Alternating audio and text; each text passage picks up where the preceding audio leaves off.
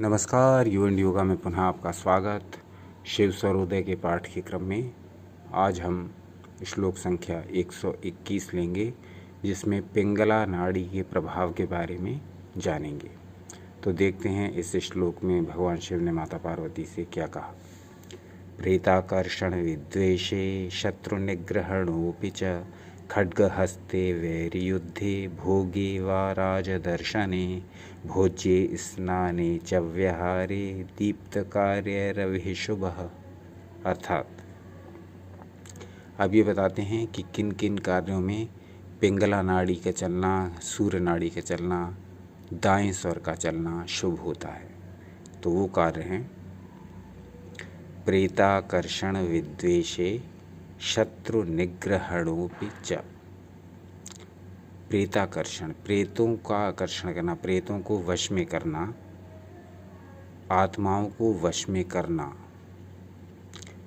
द्वेष करना, शत्रुओं को दंड देना, शत्रु निग्रहणोऽपि च। तो इस प्रकार के जो कार्य हैं जिसमें शक्ति की आवश्यकता है, जिसमें एनर्जी की आवश्यकता है, जिसमें विपरीत पक्ष को वश में करना है, जो कि शक्तिशाली है, चाहे वो शत्रु है चाहे वो आत्मा है, शत्रुओं को दंड देना। खड्ग हस्ते वैरी युद्धे, हाथ में तलवार लेना, शत्रु का नाश करने के लिए हाथ में तलवार लेना, शत्रुओं से युद्ध करना, वैरी युद्धे, उपभोग करना, भोग करना आदि कार्य। आगे कहते हैं वा राज दर्शने, राजा का दर्शन करना।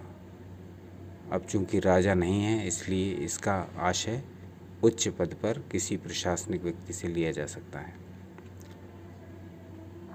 भोजन स्नान आदि कार्य, भोज्ये स्नाने च व्यवहारे, जो नित्य नैमित्तिक कर्म हैं उनमें से भोजन और स्नान आदि कार्य ये पिंगला नाड़ी में शुभ कहे गए हैं, शुभ फलदायक कहे गए हैं, अच्छा फल प्रदान करने वाले कहे गए हैं। भोजन और स्नान करना ये नित्य कर्मों में आते हैं, इसलिए इस पर ध्यान देना है।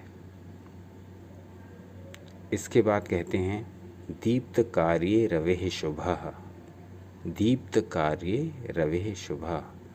और समस्त प्रकार के वो कार्य जिनमें तेज की आवश्यकता होती है, जिनमें बल की आवश्यकता होती है, जिसमें सामने वाले को, शत्रु को परास्त करने की आवश्यकता होती है, ऐसे समस्त तेजस्वी कार्य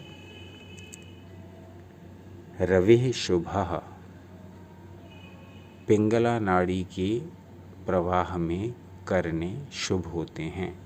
रवि नाड़ी, सूर्य नाड़ी के प्रवाह में करने शुभ होते हैं। तो जैसे पिछले अंकों में चंद्र नाड़ी में क्या क्या कार्य करने चाहिए, क्या क्या कार्य शुभ होते हैं, ये सब बताए हैं। तो अब हम सीखेंगे कि सूर्य नाड़ी का अपना क्या प्रभाव है और किस किस प्रकार के कार्य सूर्य नाड़ी के प्रवाह में किए जा सकते हैं। तो ये श्लोक उसका एक प्रारंभ है, जिसमें सूर्य नाड़ी के प्रवाह में हमें क्या क्या करना चाहिए के बारे में विस्तृत वर्णन दिया गया है। तो हम एक बार पुनः इस श्लोक को देख लेते हैं, जिससे कि हमारे ठीक ठीक समझ में आ जाए कि सूर्य नाड़ी के प्रवाह में हम किन किन कर्मों को कर सकते हैं, कौन कौन से कर्म हमें शीघ्र और संपूर्ण फल प्रदान करेंगे। तो एक बार फिर से देख लेते हैं, जिससे कि ये श्लोक पूरा ठीक से समझ में आ जाए। प्रेताकर्षण विद्वेषे शत्रु निग्रहणोऽपि च खड्गहस्ते वैरियुद्धे भोगे वा राजदर्शने भोज्ये स्नाने च व्यवहारे दीप्तकार्ये रविः शुभः। तो अब समझ लेते हैं ये कौन कौन से कार्य हैं जो हमें पिंगला नाड़ी, सूर्य नाड़ी के प्रवाह में, सूर्य स्वर में कर लेने चाहिए। इससे ये कार्य शुभ फलदायी सिद्ध होते हैं और शीघ्र ही संपन्न होते हैं। तो वो कौन कौन से कार्य हैं?